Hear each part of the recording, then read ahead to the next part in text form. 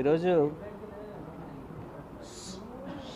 వైఎస్ఆర్ కాంగ్రెస్ పార్టీకి సంబంధించి లోక్సభలో మాకు ఫ్లోర్ లీడర్గా బాధ్యతలు నిర్వహిస్తున్నటువంటి మా మిథున్ రెడ్డి గారు ఆయన్ని కలవడానికి ఈరోజు రాజమండ్రి రావడానికి వచ్చాము. వచ్చిన వెంటనే చేదు అనుభవాలతో ఈరోజు జైల్లోకి ఎంటర్ కావడం జరిగింది.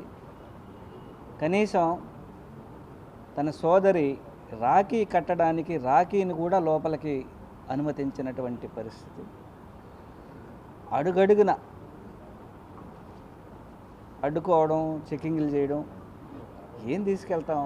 నేను ఒక పార్టీ, ఒక లోక్సభ సభ్యుడిగా, ఆ అక్క మిథునన్న సోదరిగా ఏం తీసుకెళ్తాం?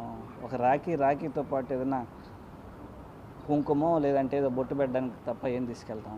హైట్ని కూడా అడ్డుకునే పరిస్థితి.